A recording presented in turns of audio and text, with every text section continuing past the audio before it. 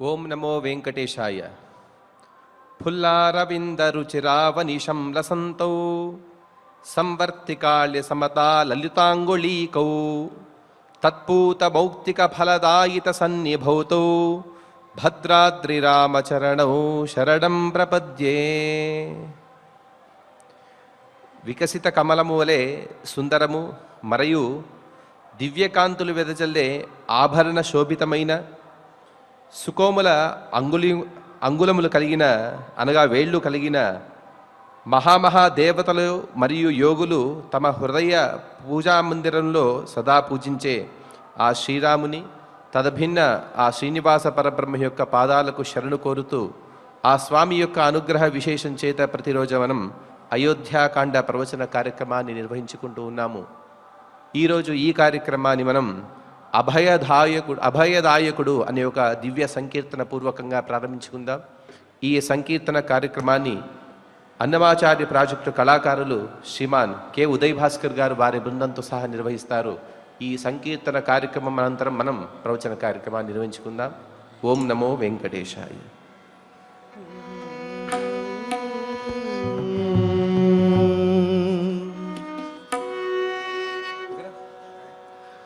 అభయదాయకుడవదె నీవే గతి ఇభరక్షక నన్నిప్పుడు గావవే.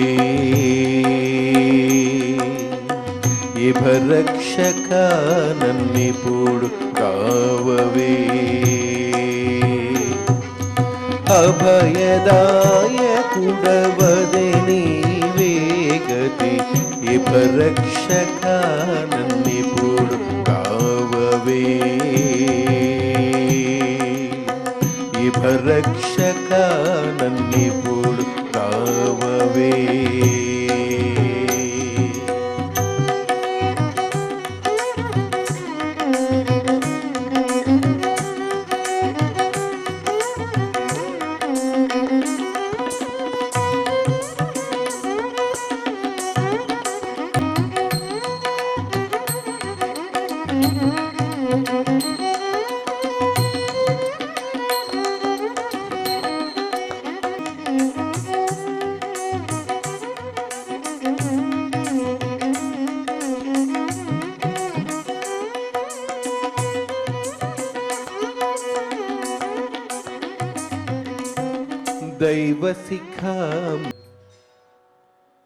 నరసింహస్వామి వారిని కొలుస్తూ దహదహ నరసింహ సహ్యవీర్య హితమ్మే. హే స్వామి, నీవు నాకు బయటి శత్రువులైతే ఎవరైతే ఉన్నారో వారిని నివారించు, అలాగే నా అంతఃశత్రువులు ఎవరైతే ఉన్నారో వారిని భియం దదాన హృదయేషు శత్రవ పరాజితాసో అపనిలాయంతాం. బయటి శత్రువుల్ని ఎలాగైనా కాస్త కష్టపడైనా సంహరించవచ్చు, కానీ అంతఃశత్రువుల్ని మాత్రం నిగ్రహించడం చాలా కష్టతరం. అందుకు శరణు కోరడం నరసింహస్వామిని వారి మాత్రమే. అందుకోసమే నృసింహాదికమన్యచ్చ దురితాది నివృత్తయే అని ఆ నరసింహస్వామి వారిని మనం చక్కగా ప్రార్థన చేశాం. ఇక మనం శ్రీ గురు ధ్యానాదులను సమిష్టిగా పలుకుతూ ఈ ప్రవచన కార్యక్రమాన్ని ప్రారంభించుకుందాం. శ్రీ గురు ధ్యానం. గురుర్బ్రహ్మా గురుర్విష్ణు గురుర్దేవో మహేశ్వరః. గురుః సాక్షాత్ పరం బ్రహ్మ తస్మై శ్రీ గురవే నమః. శ్రీనివాస ధ్యానం. శ్రీ వెంకటాద్రినిలయః కమలాకాముకః పుమాన్ అభంగుర విభూతిర్నః తరంగయతు మంగళం. అథ సంకల్పః శ్రీమదాదివరాహ క్షేత్రే విరాజమానస్య శ్రీ పద్మావతీ జానేః అఖిలాండకోటి బ్రహ్మాండ నాయకస్య శ్రీరామచంద్ర రూపాంతరస్య భగవతః శ్రీ వెంకటేశ్వర స్వామినః సన్నిధౌ హనుమత్ సీతా లక్ష్మణ భరత శత్రుఘ్న పరివార సమేత శ్రీరామచంద్ర పరబ్రహ్మణః परिपूर्णानुग्रहेण अस्मिन् भुवने समस्तादिव्याधीनां निवारणार्थं भारतवर्षे विद्यावित्तवाणिज्य कृषिवैद्यवैज्ञानिक देशरक्षणादिरङ्गेषु विद्यमानानाम् आस्तिकमहाजनानां सर्वेषां सकुटुम्बानाम् आयुरारोग्यैश्वर्य सद्बुद्धि इत्यादि सर्वशुभफलप्राप्त्यर्थं धर्माचरणद्वारा श्रीरामराज्यस्य पुनर्व्यवस्थापनार्थम् उद्योगार्थिनां समुचितोद्योगप्राप्त्यर्थं दम्पतीनाम् अनुकूलदाम्पत्यसिद्ध्यर्थं सन्तानस्य पितृवाक्यपरिपालनानुकूल बुद्धिप्रचोदनार्थं सकलकार्यसिद्ध्यर्थं गोसंरक्षणार्थं च श्रीमद्वाल्मीकिरामायणे अयोध्याकाण्डे यथाशक्ति श्लोकव्याख्यानपुरस्सरम् 81तमसर्गश्लोकपारायणम् तथा श्रीधन्वन्तरिमन्त्रपारायणम् च अन्योन्यसाहाय्येन आचार्यमुखेन करिष्यामहे। श्रीवाल्मीकिप्रार्थना। कूजन्तं राम रामेति मधुरं मधुराक्षरम् आरुह्य कविताशाखाम् वन्दे वाल्मीकिकोकिलम्। श्री आञ्जनेयप्रार्थना। मनोजवं मारुततुल्यवेगम् जितेन्द्रियं बुद्धिमतां वरिष्ठम् वातात्मजं वानरयूथमुख्यम् श्रीरामदूतं शिरसा नमामि। श्रीरामायण प्रार्थना। वाल्मीकिगिरिसम्भूता रामसागरगामिनी पुनाति भुवनं पुण्या रामायण महानदी। श्रीराम प्रार्थना। अयोध्याख्येतु गुर्वर्थे त्यक्त्वा राज्यं गिरौ वसन् पादुके भरतायादात् स रामः शरणं मम। श्रीरामचन्द्र परब्रह्मणे नमः। अथ श्रीमद् रामायणे आदिकाव्ये अयोध्याकाण्डे 81तमः सर्गः। శ్రీమన్నారాయణ చరణౌ శరణం ప్రపద్యే. శ్రీమతే నారాయణాయ నమః. శ్రీరామాయ నమః. పశ్య శత్రుఘ్న కైకేయ్యా లోకస్యాపకృతం మహత్ విసృజ్య మమ దుఃఖాని రాజా దశరథో గతః. భరతుడు మాట్లాడుతున్నటువంటి మాటలు మరి అయోధ్యానగరంలో దశరథునికి చేయవలసినటువంటి ఉత్తరక్రియలన్నీ కూడా నిర్వర్తించిన పిమ్మట రాజ్యాధికారులు మంత్రులు వచ్చి భరతుణ్ణి రాజు అవ్వమని పట్టాభిషేకం చేస్తాము అని అందరూ కూడా కోరుకుంటున్నారని చెబితే, నేను రాజు కాదు, మా అన్నగారు రామచంద్రమూర్తే రాజు, మనమందరము అతని యొక్క సేవకులము, ముఖ్యంగా నేను రాముని యొక్క సేవకుడినే అని చెప్పి ప్రకటించి రాముణ్ణి వనవాసము నుండి తిరిగి తీసుకురావటానికి మరి ఏర్పాట్లు చేయండి. మనం వనానికి చతురంగ బలములతో సకల సైన్యములతోటి, అలాగే ఎవరైతే హితులు అలాగే రాముణ్ణి కోరుకునేవారు జనులు ఉన్నారో వారందరితోటి మనం వనవాసానికి వెళదాము.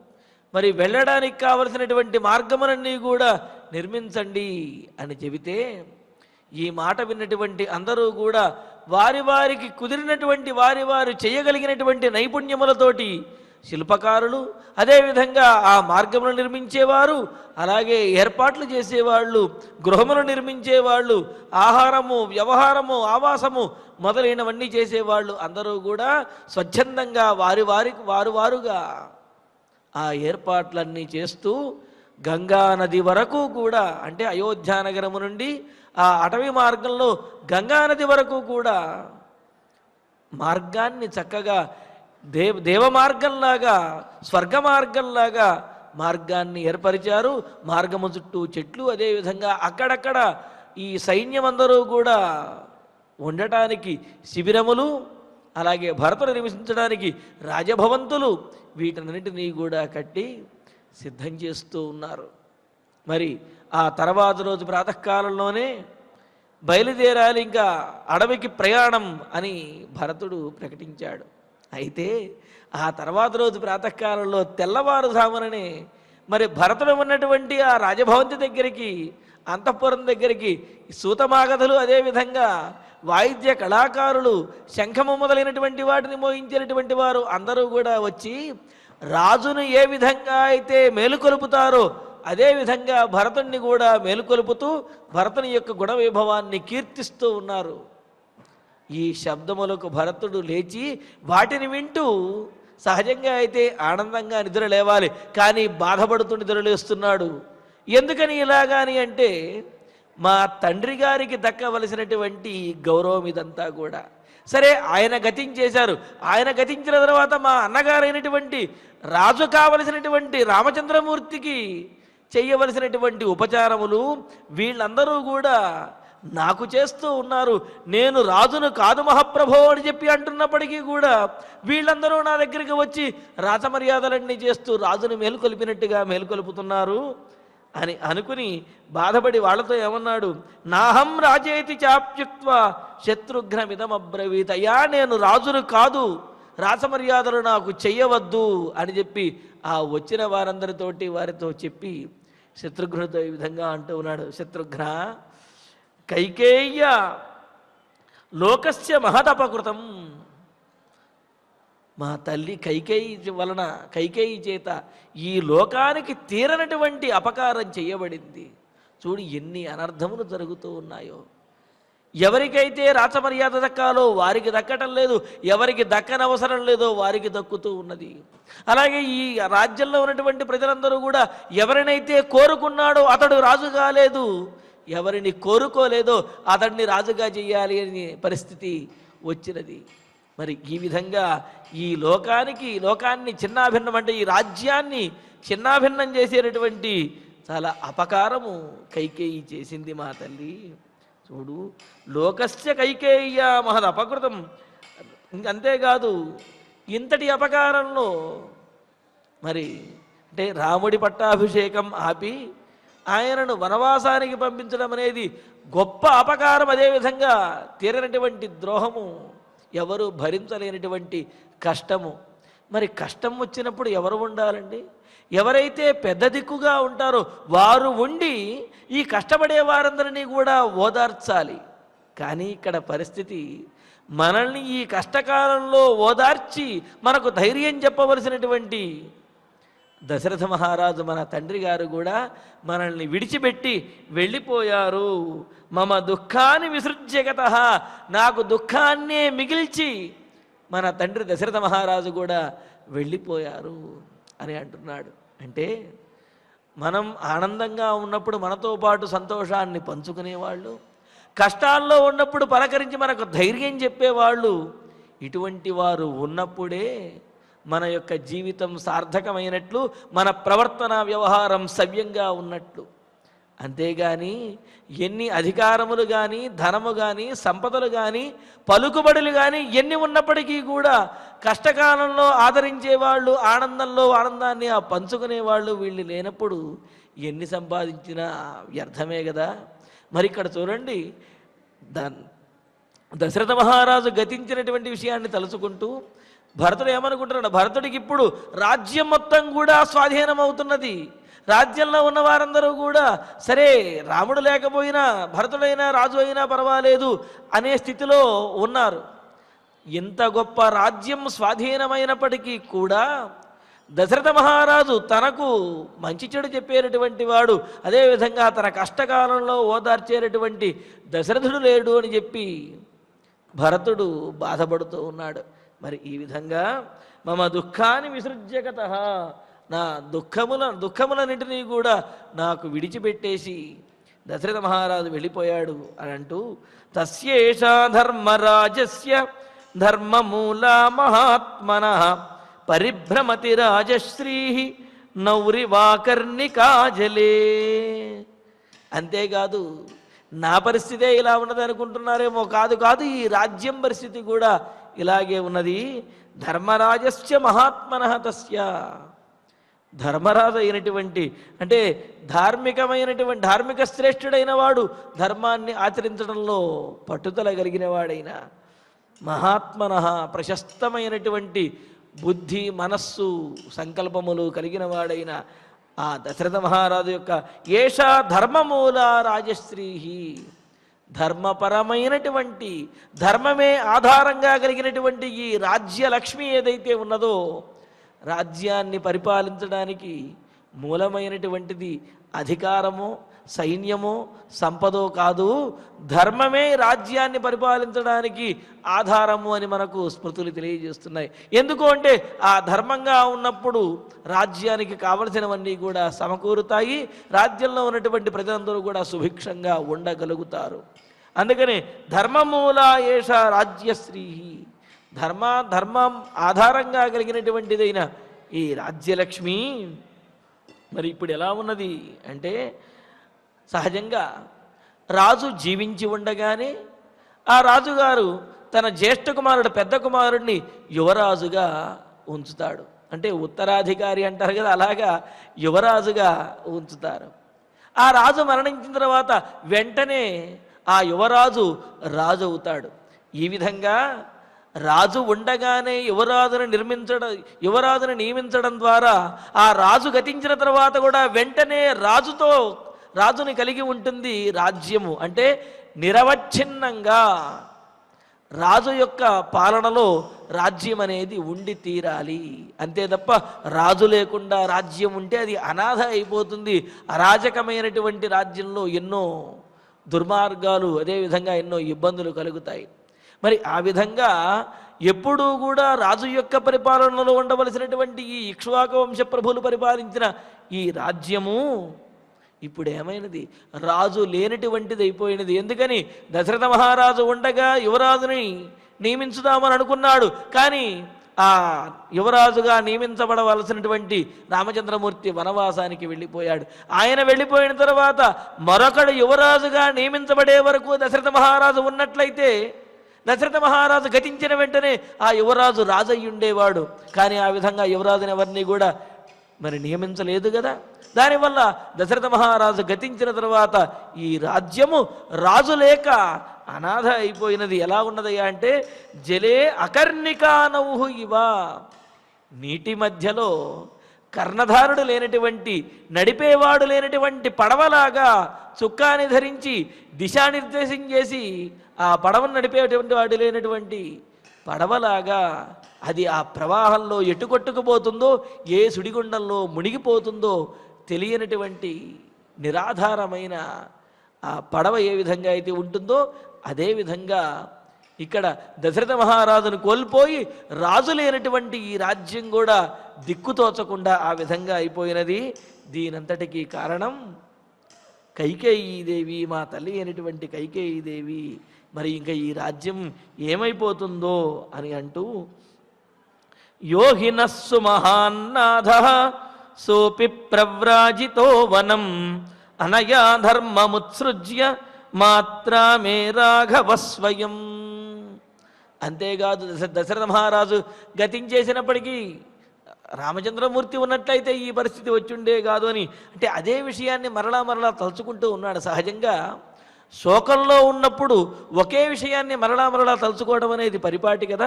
అందుకనే ఇక్కడ అలాగే తలుచుకుంటూ, మనందరికీ కూడా నాథుడు ఆధారభూతమైనటువంటి వాడు, మనల్ని పరిపాలించవలసినటువంటి రామచంద్రుడు కూడా మే మాత్ర అనయ, నా తల్లి అయినటువంటి ఈ కైకేయి చేత ధర్మముత్సృజ్య స్వయం వనం ప్రవ్రాజిత, ధర్మము కోసమని చెప్పి ధర్మాన్ని విడిచిపెట్టి వనవాసానికి వెళ్ళిపోయాడు అన్నాడు. ఏమిటి ధర్మము కోసము అంటే పితృవాక్య పరిపాలన అనే ధర్మము కోసమని, ధర్మాన్ని విడిచిపెట్టి అని అంటే తాను తండ్రి తర్వాత తాను రాజ్యాన్ని పరిపాలించాలి అనే ధర్మం ఏదైతే ఉందో ఆ ధర్మాన్ని విడిచిపెట్టేసి రాముడు వనవాసానికి వెళ్ళిపోయాడు. అయితే రాముడు వెళ్ళే సమయానికి దశరథ మహారాజు జీవించే ఉన్నాడు కావున రాముడు ఏ ధర్మాన్ని విడిచిపెట్టి వెళ్ళలేదు. కానీ ఇక్కడ భరతుడు అనుకుంటున్నటువంటి విషయం ఏమిటి అంటే దశరథుని తర్వాత రాముడే రాజు అవ్వాలి, కానీ ఆ విధంగా రాజు కాకుండా వెళ్ళిపోయాడు అనే బాధలో ఈ విధంగా అంటూ ఉన్నాడు అన్నమాట. మరి ఈ కైకేయి వలన రామచంద్రమూర్తి ధర్మము కోసము అని చెప్పి ధర్మంగా రాముడికి దక్కినటువంటి రాజ్యాన్ని కూడా విడిచిపెట్టేసి వెళ్ళిపోయాడే అని ఈ విధంగా భరతుడు శత్రుఘ్నుడితో మాట్లాడుతూ ఆ ప్రాతకాలంలో బాధపడుతూ ఉంటే, ఇత్యేవం భరతం ప్రేక్ష్య విలపంతం విచేతనం కృపణం మృదుస్సర్వా సస్వరం యోషితస్తదా.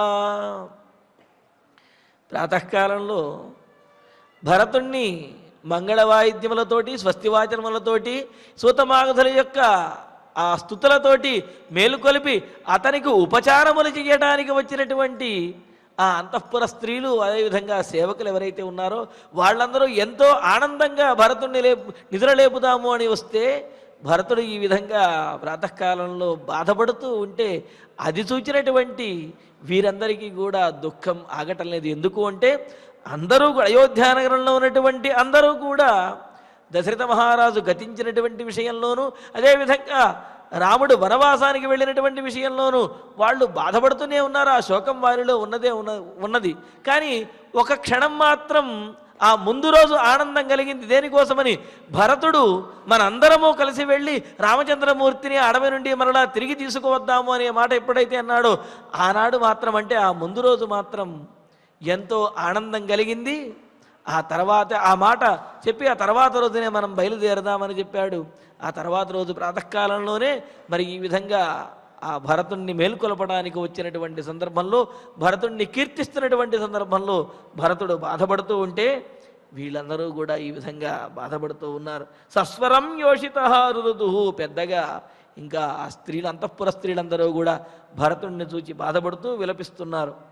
తథా తస్మిన్ విలపతి వశిష్ఠో రాజధర్మవితు సభామిక్ష్వాకునాథస్య ప్రవివేశ మహాయశాః. ఇంకా ఈ విధంగా ఆ రాజగృహంలో భరతుడు ఆ ప్రాతకాలంలో శత్రుఘ్నుడితో మాట్లాడుతూ బాధపడటము, మిగతా వారందరూ అది చూచి బాధపడుతూ ఉండటము.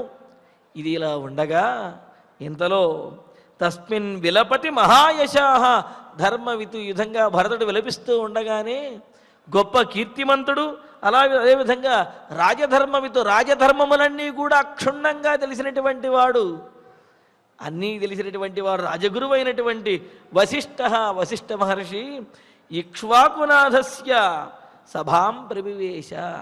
ఇక్ష్వాకునాథుడైనటువంటి ఆ దశరథ మహారాజు యొక్క ఆస్థానం ఏదైతే ఉన్నదో ఆ సభలోకి ప్రవేశించాడు అని అన్నారు.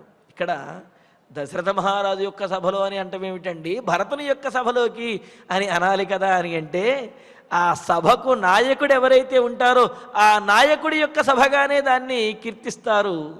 మరి ఇక్కడ ఆ సభకు నాయకుడిగా రాజుగా మరి భరతుడికి ఇంకా పట్టాభిషేకం చేయలేదు కావున ఇక్కడ ఇక్ష్వాకునాథస్య దశరథుని యొక్క సభగానే ఇంకా అది కీర్తించబడుతూ ఉన్నది. మరి ఆ సభలో నిర్ణయం తీసుకుని మరి ఆ సభలో భరతుణ్ణి పట్టాభిషిక్తుణ్ణి చెయ్యవలసినటువంటి కార్యం ఉన్నది.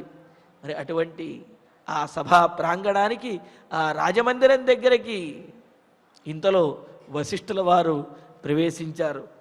శాతకుంభమయీం రమ్యాం మణిరత్న సమాకులాం సుధర్మామివ ధర్మాత్మ సగణ ప్రత్యపద్యత. ధర్మాత్మ, పైగా వచ్చే ఆయన ఒక్కరే రాలేదు, తన పురోహిత గణము ఈ మంత్రులు వీరందరితో పాటు దశరథ వశిష్ఠుల వారు ఆ సభా ప్రాంగణానికి వచ్చారు. చూడండి, ధర్మాత్ముడైనటువంటి ధర్మస్వరూపుడైనటువంటి వాడు, రాజధర్మములన్నీ కూడా తెలిసినటువంటి వాడు, సగణ తన శిష్యగణము పురోహిత గణముతో కూడినటువంటి వాడైన వశిష్ఠుడు శాతకుంభమయీం స్వర్ణమయమైనటువంటి బంగారము చేత నిర్మించబడినటువంటిది అని అన్నారు. ఇక్కడ శాతకుంభం అనే దానికి, శాతకుంభము అనే పర్వతములో బంగారం అనేది ఉద్భవించినది, అందుకనే శాతకుంభమయీం అని అంటారు. అంటే బంగారము చేత నిర్మించబడినటువంటిదైన మణిరత్న సమాకులాం రమ్యాం సుధర్మామివ, మణుల చేత రత్నముల చేత కూడా అలంకరించబడినటువంటిది అయినా, అంటే సువర్ణ ఖచ్చితమైనటువంటి సింహాసనములు కలిగినటువంటిది, మణులు రత్నములు వీటన్నిటి చేత అలంకరించబడినటువంటిది. ఇక్కడ రత్న శబ్దానికి శ్రేష్టమైనటువంటిది అంటే శ్రేష్టమైనటువంటి మణులు, ఇతరమైనటువంటి ద్రవ్యములు వస్తువులు కలిగినటువంటిది అయిన సుధర్మామివ, ఇంద్రసభలోకి బృహస్పతి ప్రవేశించినట్లుగా దశరథ మహారాజు యొక్క ఆ సభలోకి, అంటే దశరథుడు లేనటువంటి ఆ దశరథ మహారాజు యొక్క సభలోకి మరి వశిష్ఠుల వారు ప్రవేశించారు. ఎందుకు అంటే వశిష్ఠుల వారి నిర్ణయం ఏదైతే ఉన్నదో అదే తుది నిర్ణయం అవుతుంది, దానినే అందరూ కూడా పరిపాలించవలసి ఉంటుంది. సకాంచనమయం పీఠం సుఖాస్తరణ సంవృతం అధ్యాస్త సర్వవేదజ్ఞో దూతాననుశశాస శశాసచ, దూతాన్ అనుశశాసచ అని అంటూ మరి ఆయన రాగానే సేవకులు అదేవిధంగా ఈ మంత్రులు కూడా ఒక చక్కటి సువర్ణ ఖచ్చితమైనటువంటి సింహాసనాన్ని చూపించి అందులో కూర్చోమన్నారు. సర్వవేదజ్ఞ, సకల వేదములు కూడా శాస్త్రములు కూడా తెలిసినటువంటి వాడైన ఆ వశిష్ఠ మహర్షి సుఖాస్తరణం, చక్కగా మంచి ఆస్తరణం వేసి ఉన్నటువంటిది. ఎందుకు అంటే యోగులు ఋషులు మహాత్ములు వీరందరూ కూడా ఆ సింహాసనం సువర్ణ ఖచ్చితమైనటువంటి సింహాసనం వేసినా, బంగారు సింహాసనం వేసినా, వజ్రపు సింహాసనం వేసినా సరే వారు దాని మీద ఒక ఆసనాన్ని పరుచుకుని దాని మీదే కూర్చుంటారు తప్ప సాక్షాత్తుగా బంగారు సింహాసనం మీద కూర్చోరన్నమాట. మరి అలాగా ఈ వశిష్ఠ మహర్షి వారి యొక్క శిష్యులు వారు వెంటనే ఆ బంగారు సింహాసనం మీద ఒక ఆసనాన్ని వేశారు. చర్మమైనటువంటి ఆసనం కావచ్చు, ఏదైనా సరే అటువంటి ఆసనాన్ని ఉంచితే కాంచనమయం పీఠం అధ్యాస్త, ఆ బంగారు ఆసనంలో ఆ ఆసనం మీద ఒక ఆసనాన్ని పరికల్పించారు, చాపలాంటి దాని మీద ఆ సింహాసనంలో కూర్చున్నారు, ఆ ఆసనంలో కూర్చున్నారు. ఆ తర్వాత దూతాన్ అనుశశాసచ, వెంటనే ఆ పక్కనే ఉన్నటువంటి దూతలతో కూడా అనుజ్ఞ ఇచ్చాడు, ఆజ్ఞ ఇచ్చాడు, శాసించారు. ఏమని శాసించారు? బ్రాహ్మణాన్ క్షత్రియాన్ వైశ్యాన్ అమాత్యాన్ గణవల్లభాన్ క్షిప్రమానయతా వ్యగ్రాః కృత్యమాత్యయికం హినః. వెంటనే ఆ సభా ప్రాంగణంలోకి వచ్చి అక్కడ ఉన్నటువంటి ఒక సింహాసనంలో కూర్చుని వెంటనే ఆ పక్కన ఉన్నటువంటి దూతలతోటి ఆజ్ఞాపిస్తున్నారు, అయ్యా మీరు వెంటనే వెళ్ళి బ్రాహ్మణోత్తములని, అదేవిధంగా ఇతరులైనటువంటి సామంతరాజులు ఈ రాజులందరినీ, అలాగే వైశ్యులను, అదేవిధంగా ఈ సేవకులు అందరూ వీరెవరైతే ఉంటారో వారందరినీ, అమాత్యులని అందరినీ కూడా, అంటే ప్రజలలో ఉన్నటువంటి అన్ని వర్గాల వారిని, అదేవిధంగా అమాత్యులను, రాజసేవకులను వీరందరినీ కూడా వెంటనే క్షిప్రమానయత, ఈ సభా ప్రాంగణానికి వెంటనే తీసుకురండి. ఎందుకు అంటే అవ్యగ్రహ, పైగా మీరు ఏమాత్రం ఆలస్యం చెయ్యవద్దు. ఎందుకని? ఆత్యైకం హి నహా కృత్యం, మనం అత్యవసరంగా చేయవలసినటువంటి ఒక కార్యం ఉన్నది, ఆ కార్యాన్ని మనం నిర్వర్తించాలి, వెంటనే మనం ఆ అత్యవసరమైనటువంటి కార్యాన్ని చెయ్యాలి అని అన్నారు. మరి వశిష్ఠ మహర్షి చెబుతున్నటువంటి అత్యవసర కార్యం రాముడిని వెనక్కి తీసుకురావటమా, లేకపోతే భరతునికి పట్టాభిషేకం చేయటమా?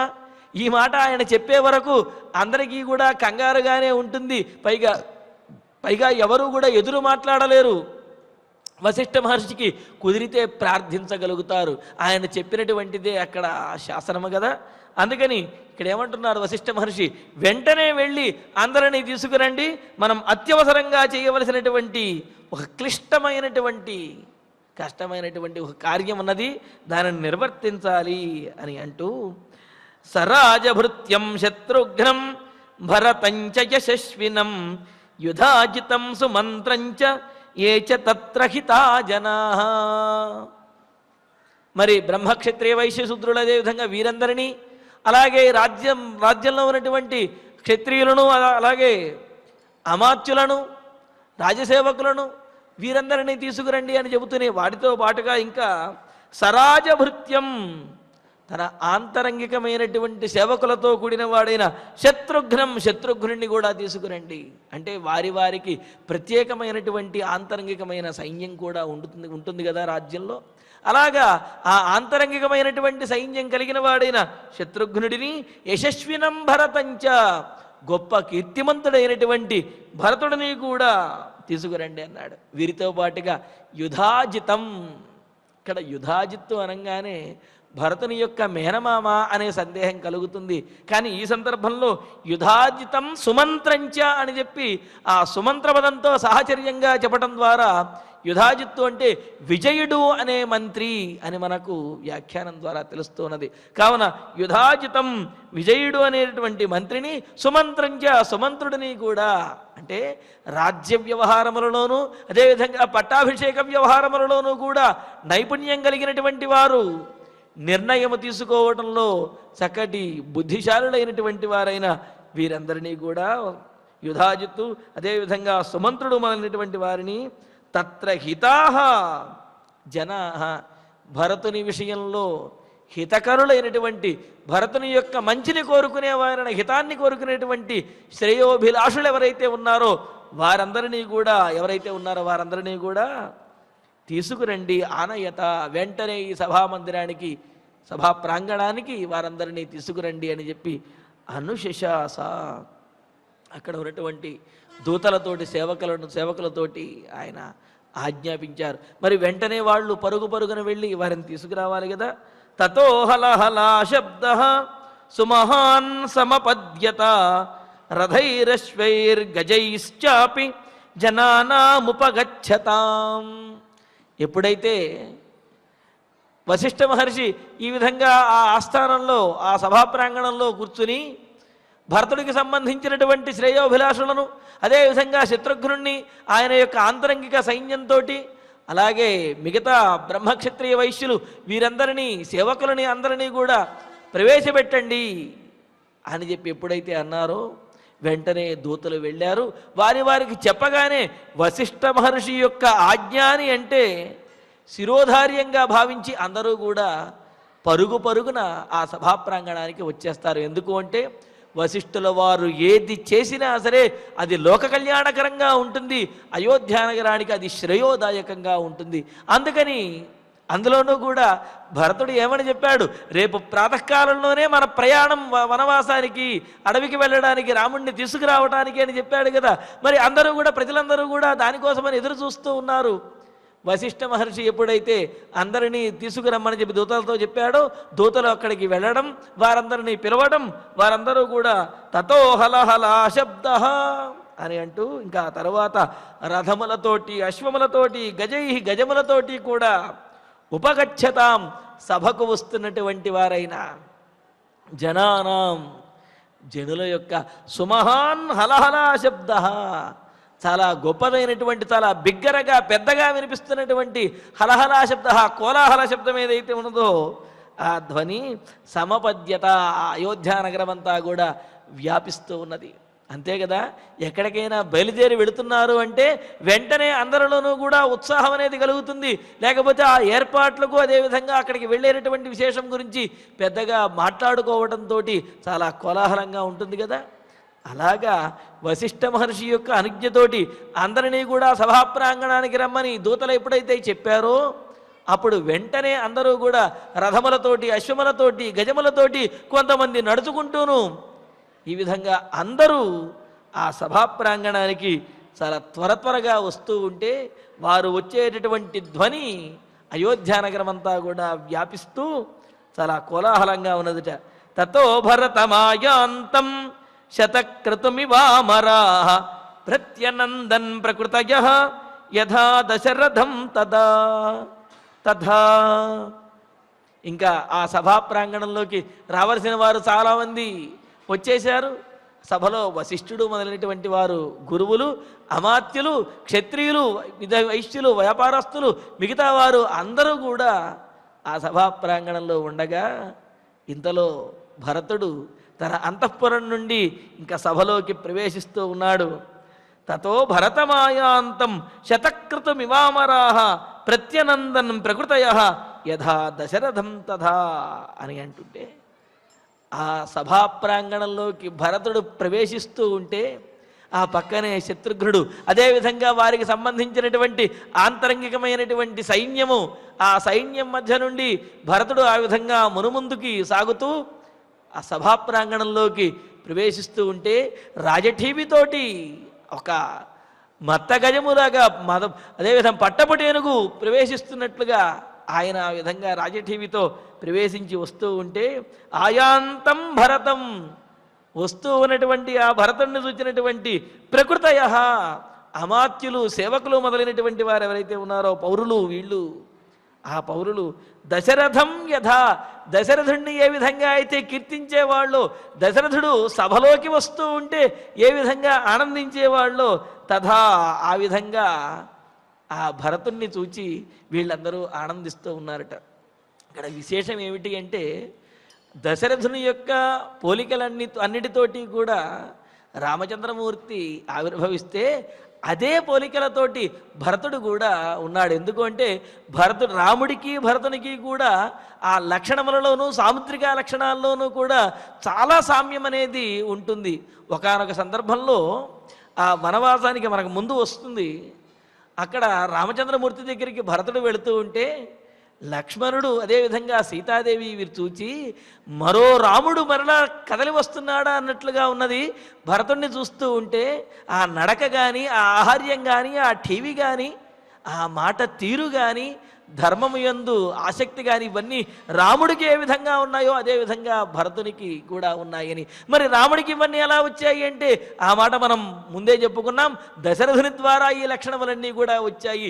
రాముడు పురుషోత్తముడు పరమాత్మ అయినప్పటికీ కూడా ఆ దశరథుని యొక్క లక్షణములు కూడా రాముడిలో ఉన్నాయని ఇంతకుముందు కీర్తించారు కదా. మరి అందుకనే ఇక్కడ భరతుడు ఆ సభా మందిరంలోకి, సభా ప్రాంగణంలోకి ప్రవేశిస్తూ ఉంటే దశరథం యథా, దశరథుణ్ణి చూచినప్పుడు ఏ విధంగా అయితే అందరికీ ఆనందం కలిగేదో, అందరూ జయ జయధ్వానాలు చేస్తూ సంతోషించేవారో ఆ విధంగా ఇక్కడ భరతుడు ఆ సభా ప్రాంగణంలోకి ప్రవేశిస్తున్నప్పటికీ కూడా అంత ఆనందంగా అందరూ చూస్తూ ఉన్నారు. అమరాహ శతకృతం ఇవ, దీనికి చక్కటి పోలిక చెబుతున్నాడు.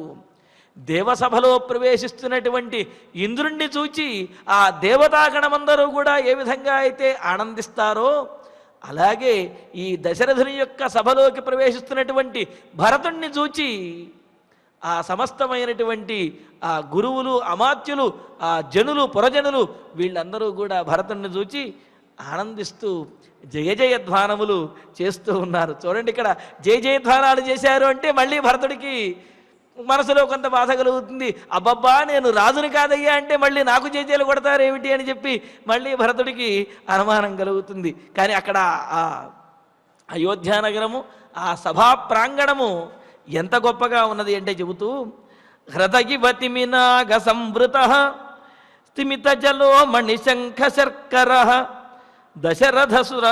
దశరథసుత శోభితా సభ సదశరథేవ బభౌ యథాపురా. దశరథుడు లేనటువంటి ఆ సభ, దశరథుడితో కూడినటువంటి ఆ సభ దశరథుడు ఉన్నట్లుగానే గోచరిస్తూ ఉన్నదిట.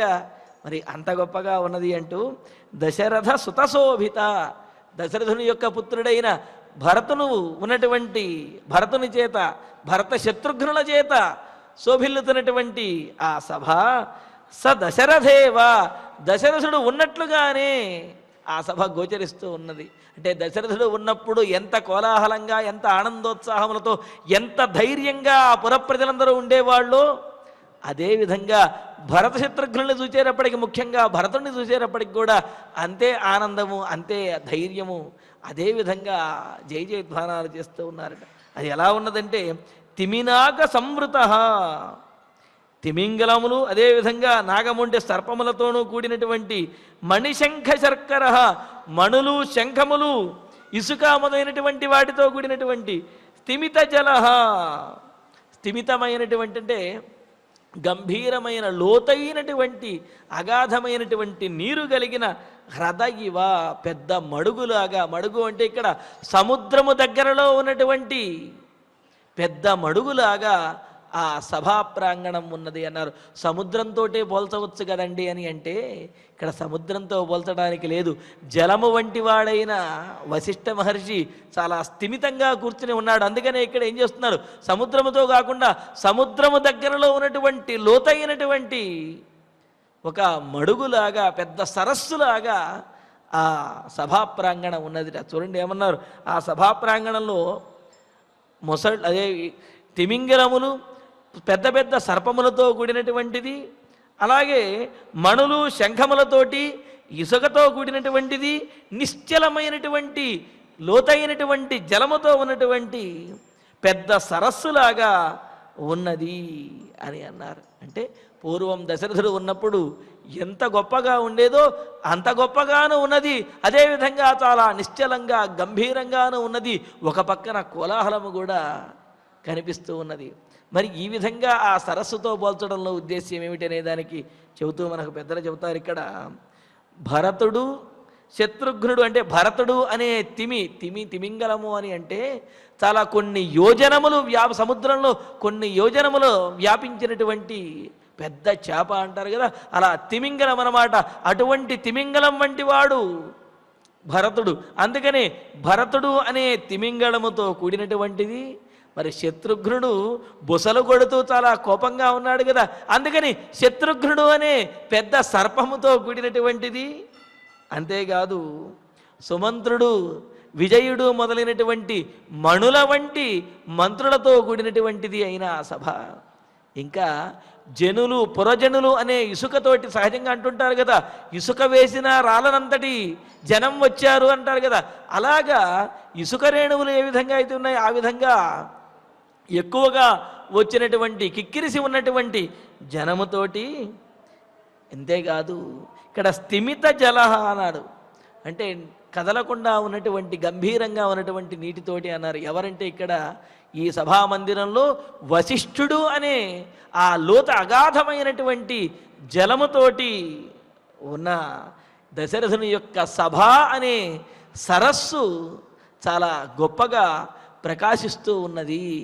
అంటే అక్కడ స్థిమిత జల అంటే కదలకుండా అగాధంలాగా ఉన్నటువంటి జలము వంటి వాడు వశిష్ఠ మహర్షి అని చెప్పడంలో ఉద్దేశం ఏమిటి అంటే వశిష్ఠుని యొక్క మనస్సులో, ఆ మనస్సు లోతులో ఏమున్నది అనేది ఎవరికి తెలియదు, ఏం చెబుతాడా అనేది ఎవరికి తెలియదు. కానీ ఏది చెప్పినా సరే పాటించి తీరవలసినదే, ఏది చెప్పినా అది హితకరమైనది, శ్రేయోదాయకమైనదే అవుతుంది. అందుకని వశిష్ఠుని యొక్క ఆజ్ఞ కోసమని చెప్పి, వశిష్ఠుని యొక్క పలుకుల కోసము అని అందరూ ఎదురు చూస్తూ ఉన్నారు. మరి భరతుడు శత్రుఘ్నుడు కూడా ఆ సభామందిరంలోకి ప్రవేశించారు. వారికి జయ జయధ్వానాలు చెబుతూ ఆ సభామందిరం చక్కగా చాలా కోలాహలంగా ఉన్నది. మరి అటువంటి శోభిల్లుతున్నటువంటి సభామందిరంలో, సభా ప్రాంగణంలో ఏ నిర్ణయం తీసుకుంటారు, ఏ నిర్ణయానికి భరతుడు తలొగ్గుతాడు, ఆ తర్వాత జరుగుతున్నటువంటి విశేషములు ఏమిటి అనేది తర్వాతి ప్రవచనంలో తెలుసుకుందాము. మరి ఈ శ్లోకంతో ఈ సర్గ కూడా మనకు పూర్తయినది. ఇక ఇప్పుడు ఆచార్యుల వారి ద్వారా శ్లోకాలను పారాయణ చేసుకుందాము. పశ్య శత్రుఘ్న కైకేయ్యాః పశ్య శత్రుఘ్న కైకేయ్యాః లోకస్యాపకృతం మహత్ లోకస్యాపకృతం మహత్ విసృజ్య మయి దుఃఖాని విసృజ్య మయి దుఃఖాని రాజా దశరథో గతః రాజా దశరథో గతః తస్యైషా ధర్మరాజస్య తస్యైషా ధర్మరాజస్య ధర్మమూలా మహాత్మనః ధర్మమూలా మహాత్మనః పరిభ్రమతి రాజశ్రీః పరిభ్రమతి రాజశ్రీః నౌరివాకర్ణికా జలే నౌరివాకర్ణికాజలే యో హినః సుమహాన్నాథః యోహినస్సు మహాన్నాథః సోపి ప్రవ్రాజితో వనం సోపి ప్రవ్రాజితో వనం అనయా ధర్మముత్సృజ్య అనయా ధర్మముత్సృజ్య మాత్రా మే రాఘవ స్వయం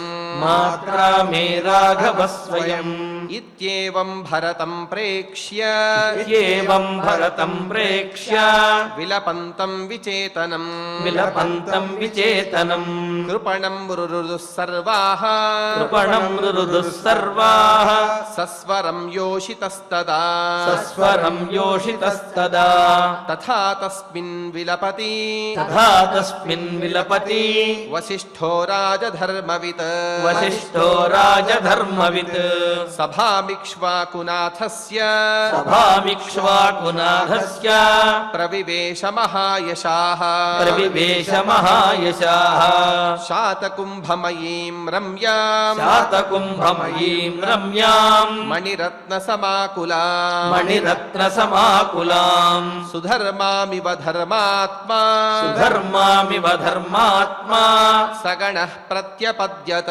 సగణః ప్రత్యపద్యత సకాంచనమయం పీఠం సకాంచనమయం పీఠం సుఖాస్తరణ సంవృతం సుఖాస్తరణ సంవృతం అధ్యాస్త సర్వవేదజ్ఞః అధ్యాస్త సర్వవేదజ్ఞః దూతాననుశశాస చ దూతాననుశశాస చ బ్రాహ్మణాన్ క్షత్రియాన్ వైశ్యాన్ బ్రాహ్మణాన్ క్షత్రియాన్ వైశ్యాన్ అమాత్యాన్ గణవల్లభాన్ అమాత్యాన్ గణవల్లభాన్ క్షిప్రమాణయతా వ్యగ్రాః ప్రమాణయతా వ్యగ్రాః కృత్యమాత్యైకం హినః కృత్యమాత్యైకం హినః సరాజభృత్యం శత్రుఘ్నం సరాజభృత్యం శత్రుఘ్నం భరతం చ యశస్వినం భరతం చ యశస్వినం యుధాజితం సుమంత్రం చ యుధాజితం సుమంత్రం చ ఏ చ తత్ర హితా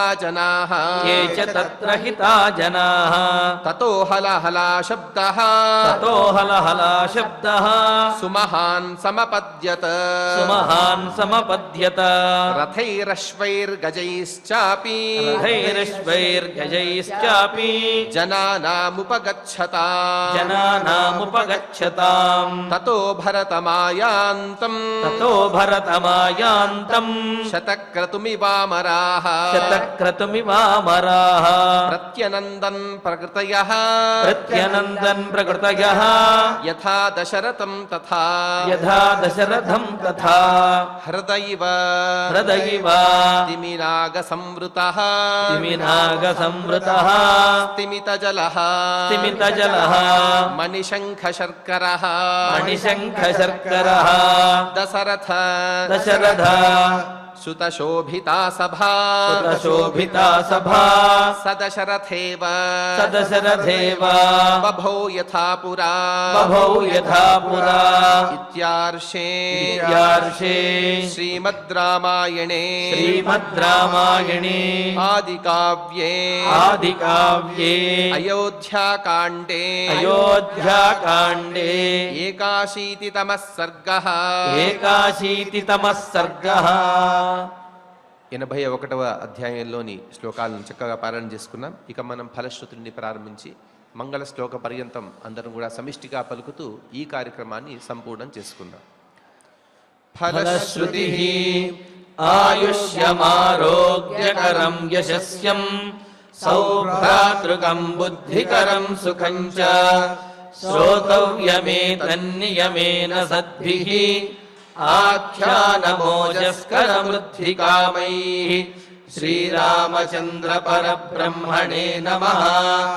అథ ధన్వంతరిధ్యానం అచ్యుతానంద గోవింద విష్ణో నారాయణామృత రోగాన్ మే నాశయా శేషాన్ ఆశు ధన్వంతరే హరే. ఆరోగ్యం దీర్ఘమాయుష్యం బలం తేజోధియం శ్రియం स्वभक्तेभ्योऽनुगृह्णन्तम् वन्दे धन्वन्तरिं हरिं धन्वन्तरेरिमं श्लोकम् भक्त्या नित्यं पठन्ति ये अनारोग्यं न तेषां स्यात् सुखं जीवन्ति ते चिरम्। ॐ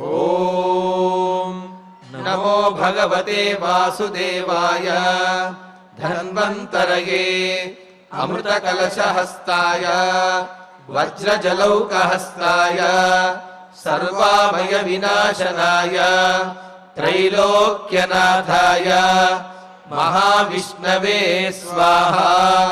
ॐ वासुदेवाय विद्महे सुधाहस्ताय धीमहि तन्नो धन्वन्तरिः प्रचोदयात्।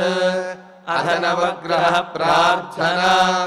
आरोग्यं पद्मबन्धुर्वितरतु नितरां सम्पदं शीतरश्मिः भूलाभं भूमिपुत्रः सकलगुणयुतां वाग्विभूतिं च सौम्यः सौभाग्यं देवमन्त्री रिपुभयशमनं भार्गवः शौर्यमार्किः दीर्घायुः सैंहिकेयः विपुलतरयशः केतुः आचन्द्रतारम् अरिष्टानि प्रणश्यन्तु दुरितानि भयानि च शान्तिरस्तु शुभं मेस्तु ग्रहाः कुर्वन्तु मङ्गलम्। अथ क्षमा प्रार्थना। यदक्षरपदभ्रष्टम् मात्राहीनं च यद्भवेत् तत्सर्वं क्षम्यतां देव नारायण नमोऽस्तु ते। अथ भगवत्समर्पणम्। कायेन वाचा मनसेन्द्रियैर्वा बुद्ध्यात्मना वा प्रकृते स्वभावात् करोमि यद्यत् सकलं परस्मै नारायणायेति समर्पयामि। अथ मङ्गलम् श्रियः कान्ताय कल्याणनिधये निधयेऽर्थिनाम् श्रीवेङ्कटनिवासाय श्रीनिवासाय मङ्गलम्।